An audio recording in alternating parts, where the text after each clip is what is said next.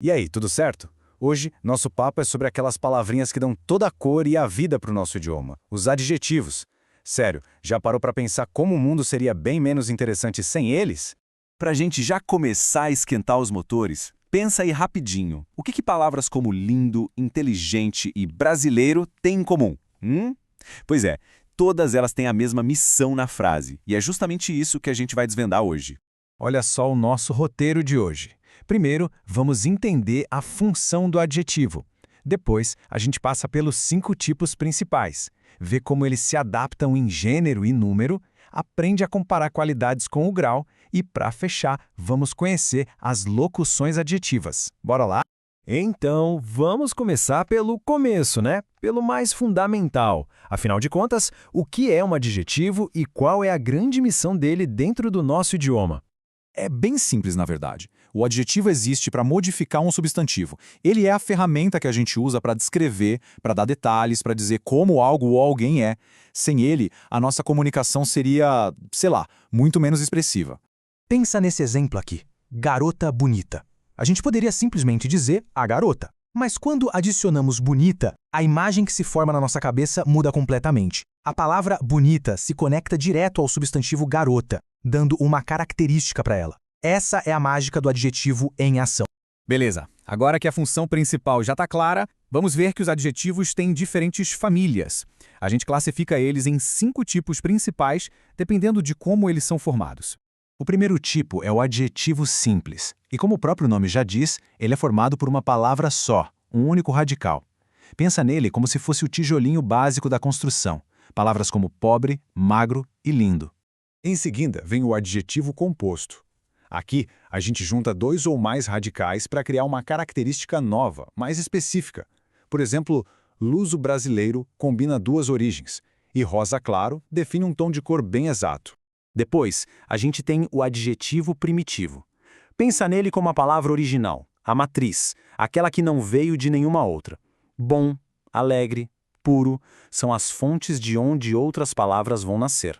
E se existe o primitivo, tem que existir o derivado, certo? O adjetivo derivado é aquele que se origina de outra palavra, seja um verbo ou um substantivo. Articulado, por exemplo, vem do verbo articular. Formoso vem do substantivo formosura. É a nossa língua se expandindo o tempo todo. E para fechar essa lista, temos o adjetivo pátrio, que também é conhecido como gentílico. A função dele é super específica, indicar o lugar de origem de alguém ou de alguma coisa. Se uma pessoa nasce no Brasil, ela é brasileira. Simples assim. Mas os adjetivos não são palavras estáticas, paradas no tempo. Eles são flexíveis, eles precisam dançar conforme a música do substantivo. E isso nos leva à flexão, ou seja, como eles se adaptam em gênero e número. Quando o assunto é gênero, temos 2 categorias. Os adjetivos biformes, que têm 2 formas, uma para o masculino e outra para o feminino, como homem carinhoso e mulher carinhosa. E temos os uniformes, como feliz, que usam a mesmíssima forma para os 2 gêneros. A palavra-chave aqui é concordância. A flexão de número segue exatamente a mesma lógica da concordância. Se o substantivo está no singular, o adjetivo também fica. Se o substantivo vai para o plural, o adjetivo acompanha. De pessoa feliz para pessoas felizes. Não tem mistério. Mas e se a gente quiser dizer que algo não é apenas bom, mas é melhor que outra coisa? Ou o melhor de todos? É aí que entra o grau dos adjetivos, uma ferramenta super poderosa para comparar e intensificar qualidades. O grau comparativo, como o nome já entrega, coloca qualidades lado a lado. A gente pode ter uma comparação de igualdade, como em tão bom quanto. Pode indicar superioridade quando alguém é mais habilidosa do que outra pessoa, ou inferioridade, se uma pessoa está menos feliz que a outra.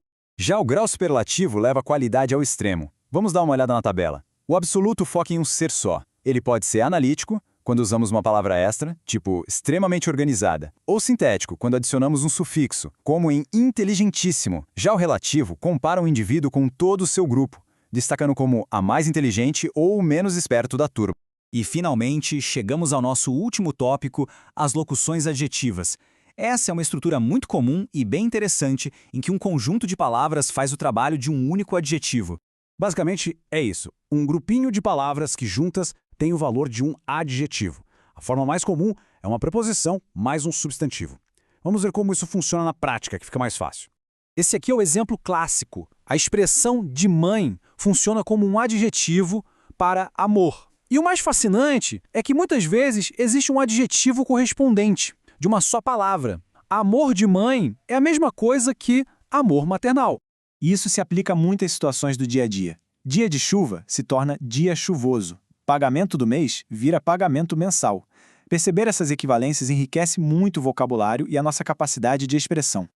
E assim, da função básica aos tipos, flexões, graus e locuções, a gente desvendou o universo dos adjetivos. Eles são muito mais do que simples palavras, são os pincéis que a gente usa para pintar a realidade com mais detalhes e emoção. Espero que esta análise tenha sido útil. Todo este material foi cuidadosamente elaborado pelo professor Ivan Costa. Se você gostou e aprendeu algo novo, não se esqueça de se inscrever no canal e deixar seu like para apoiar nosso trabalho. Muito obrigado pela companhia e até a próxima!